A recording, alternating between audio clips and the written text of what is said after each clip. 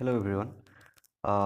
আজি আমি গুৱাহাটী হাইকোৰ্টৰ যোনটো এক্সাম হৈছিলে ৰিচেণ্ট, গুৱাহাটী হাইকোৰ্টৰ তাৰে এটা মেথছৰ কুৱেশ্যন ছল্ভ কৰিম।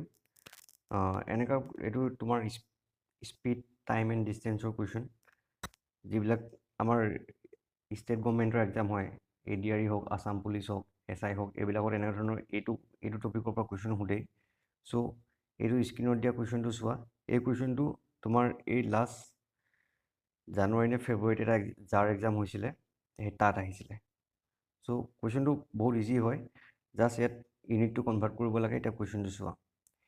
এ train 100 meters long is running at a speed of 30 km/h.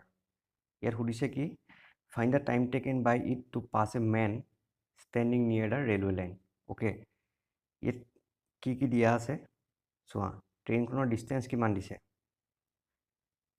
100 metre হয়নে?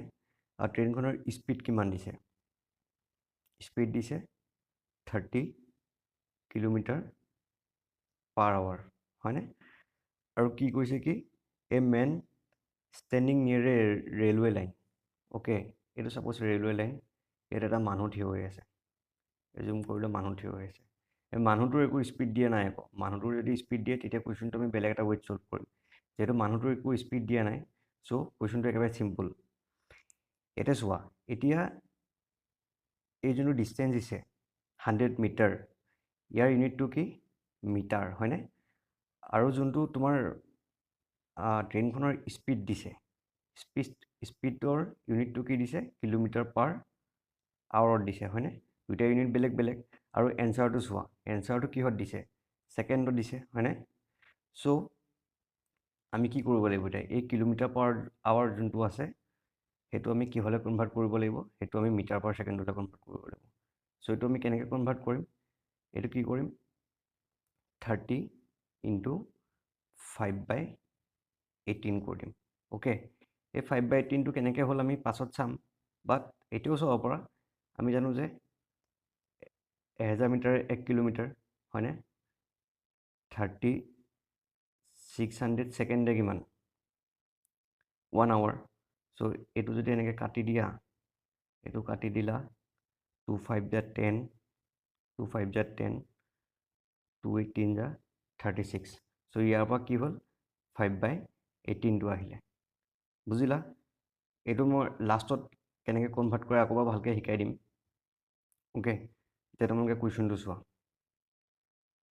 অ'কে, চ' এইটো কি পাম এতিয়া, এইটো 6 কাটি দিলোঁ, এইটো 18 হা, 6 কাটি দিলোঁ, 6 × 3 = 18, এইটো 6 কাটিলোঁ, 6 5 30।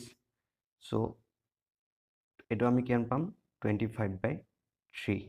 কি হ'ব ইউনিটটো, মিটাৰ/ছেকেণ্ড হয়নে? এইটো কি, স্পীড। অ'কে, ঠিক আছে। এতিয়া আমি ইয়াতে কি পালোঁ, ইয়াতে আমি স্পীডটো পালোঁ, হয়নে? এইটো স্পীড হৈ গ'ল। এইটো কি, ডিষ্টেঞ্চ। এতিয়া আমাৰ দুটাৰ ইউনিটটো ছেম কৰিলোঁ আমি। এতিয়া আমি এতিয়া ফৰ্মুলা পাইছিলোঁ নহয়, স্পীড ইকুৱেল টু কি, ডিষ্টেঞ্চ ডিভাইডেড বাই টাইম হয়নে? আমাক উলিয়াব লাগে টাইমটোহে, এই মানুহটো ক্ৰছ কৰোঁতে কিমান টাইম লাগিব। চ' ডিষ্টেঞ্চটো আমাক দিয়াই আছে, ডিষ্টেঞ্চ কিমান দিছে, 100 মিটাৰ হয়নে? স্পীড কিমান দিয়া আছে, স্পীড আমি কিমান পালোঁ, 28 নিচিনা হৈ গ'ল এইটো, 25/3। আৰু আমি 8 টাইমটো উলিয়াব লাগে হয়নে? এইটো ওপৰে কাটি দিলোঁ, 25 এবাৰ যাব, 25ক যদি 4বাৰ দিওঁ কিমান হ'ব, 100 হৈ গ'ল। চ' ইয়াৰ পৰা যদি আমি ক্ৰছ মাল্টিপ্লাই কৰি দিওঁ, এনেকৈ যদি ইনটু কৰি দিওঁ, কি হৈ যাব, এইটো 3 4 × 12 হৈ যাব। আৰু ইউনিটটো কি হ'ল, ছেকেণ্ড। এতিয়া অপশ্যনটো চোৱা, অপশ্যনটো পালানে, option B is the correct answer. Okay, so' এইটোতো একেবাৰে চিম্পুল। এতিয়া মই তোমালোকক কৰি দেখাইছোঁ কাৰণে টাইম লাগিলে, বাট এই কনভাৰ্জনটো যে কৰিছিলোঁ আমি, km/h পৰা মিটাৰ/ছেকেণ্ডলৈ নিছিলোঁ, আৰু মিটাৰ/ছেকেণ্ডৰ পৰা যদি km/hলৈ নিব লাগে, কেনেকৈ কৰিবা চোৱা, মই দেখাই আছোঁ। অ'কে, এইখিনি তোমালোকে নোট কৰি লোৱা, নেক্সট পেজত মই দেখাই আছোঁ। অ'কে, এতিয়া যদি দিয়ে তোমালোকক কুৱেশ্যনত যদি দিয়ে, ছাপ'জ এক্স কিলোমিটাৰ পাৰ আৱাৰটো তোমালোকক যদি কি কৰে মিটাৰ পাৰ ছেকেণ্ডলৈ কনভাৰ্ট কৰিব দিয়ে কেনে কৰিবা চ' এক্স ইনটু কিমান তোমাৰ 1000 ডিভাইডেড বাই 36 যিহেতু 1000 মিটাৰ 1 কিলোমিটাৰ 3600 ছেকেণ্ডে কিমান 1 আৱাৰ অ'কে এইটো যদি কাটি দিয়া এতিয়া 518 মানে কিমান হ'ব এক্স ইনটু 5/18 এতিয়া আমি এক্সামত এই প্ৰচেছটো নকৰি আমি ডাইৰেক্ট কি কৰি দিম যদি কিলোমিটাৰ পাৰ আৱাৰৰ পৰা যদি মিটাৰ পাৰ ছেকেণ্ডলৈ নিব দিয়ে আমি কি কৰি দিম ডাইৰেক্ট 5/18 মাল্টিপ্লাই কৰি দিম চিমিলাৰলি যদি তোমালোকক মিটাৰ পাৰ ছেকেণ্ডৰ পৰা যদি তোমাক কিলোমিটাৰ পাৰ আৱাৰলৈ যদি নিব দিয়ে তেতিয়া আমি কি কৰি দিম এইটো উল্টা কৰি ইনটু কৰি দিম মানে 18/5 ইনটু কৰি দিম suppose x metre per second আছে তোমাক এইটো এক্স ছাপ'জ এইটো কিলোমিটাৰ পাৰ আৱাৰলৈ নিব লাগে চ' আমি কি কৰি দিম এক্স ইনটু